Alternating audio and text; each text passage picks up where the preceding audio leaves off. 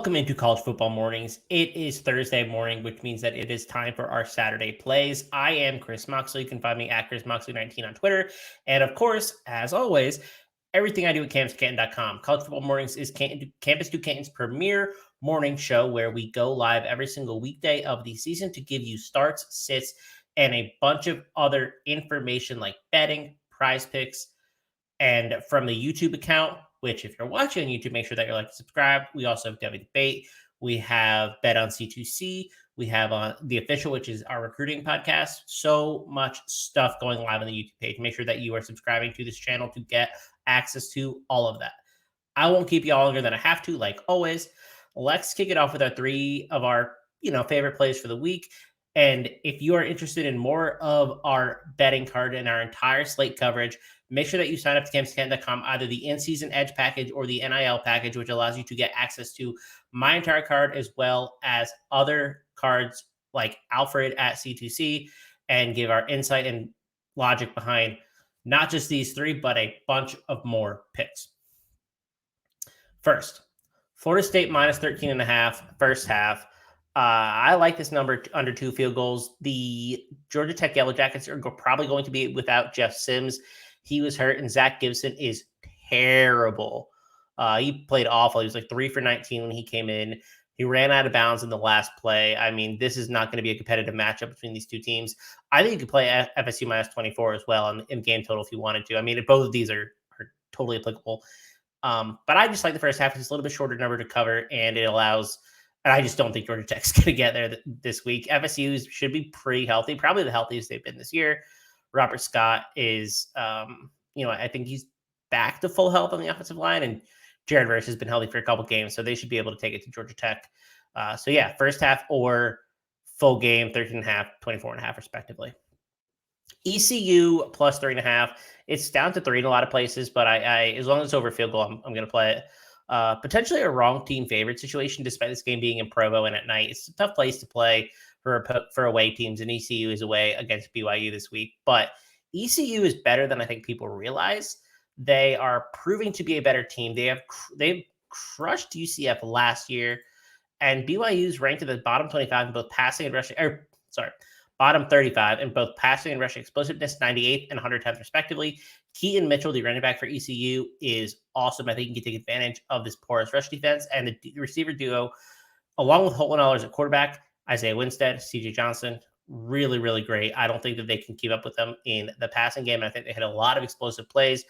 Jaren Hall's hurt. I don't think it's really well advertised, but he's definitely playing injured. Chris Brooks is out at running back. I just don't think BYU is going to be able to win this game. I just think the defense is going to be too porous. Bottom line. ECU team total is going to be pretty interesting too, if that's the way that y'all want to go. But I expect this to be a high scoring game that ECU ultimately pulls out. So you can, again, look at the money line. A lot of different ways to play this ECU team this week that I think is a little bit undervalued by Vegas because they are away. Final one, again, small number like ECU, but I'm going to go with the favorite, Texas Tech. They played Baylor this week. I think Baylor's kind of stumbling, not quite as good as maybe we think they are. And I think Texas Tech is fairly underrated. Blake Shapen's still hurt. Blake Shapen didn't play well last week. He's just, I don't think he's totally healthy, and I don't think they like the backups behind him. So they're probably going to keep rolling him out as long as he can throw the football, which to the degree of success, I don't know necessarily that they want him doing that.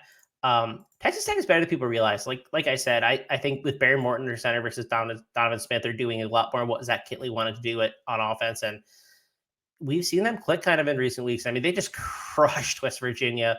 And I'm not a big West Virginia fan. I don't think their defense is very good. I think Neil Brown is kind of on the verge of getting fired.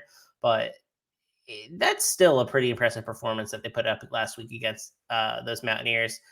Baylor's secondary is really the issue here, which is why I like Texas Tech in this high-flying passing offense. They're ranked 101st in passing explosiveness. They lost 3 starters to the NFL last year. They haven't fully replaced them. To be honest, it's hard to replace 3 starters when they go to the NFL for any team in college, but especially a team like Baylor, who I don't think had the depth to replace those guys. So we have a very poor secondary, and I think Texas Tech can take advantage. I like them under 2.5. I will play them up to 3, but probably not more than that because, I mean, Texas Tech's a good team. Baylor's not a bad team. I just think Texas Tech's a little bit better. So 3 plays.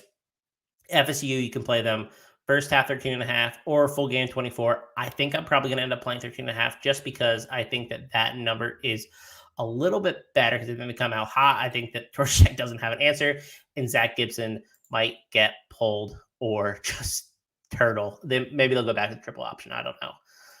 ECU plus 3.5 versus BYU. This game is in Provo. It's a little bit more challenging because it is a night game in the state of Utah. But I just think ECU is playing a lot better, and this might be just a wrong team for every situation with how poor the BYU defense has been this year and how well ECU has kind of played in recent weeks. They had a great game against UCF, which included a bunch of turnovers. But if Jaren Hall is hurt, it might happen again this week. And then finally, like we talked about, Texas Tech minus 2.5. If we can get it under 3, that is a great play for us. So again, I'm Chris Moxley. Love these Thursday shows. It gives us a chance to kind of talk about some of our favorite plays of the weekend. Make sure that you are liking and subscribing to the Campus Canton YouTube page. We have a bunch of giveaways currently happening. We are giving away a jersey later this week. We are giving one away next week and the week after. Make sure that you are reading those conditions. Make sure that you are liking the YouTube, subscribing to the YouTube, rating and reviewing the Campus Canton podcast feed, and calling into the Better Sports Show on Saturdays between 8 and 10 to get tickets to win these jerseys. It's an awesome opportunity where you're not having to put anything major forward. Like I said, this is Campus to Canton's College Football Mornings. Let's win some money.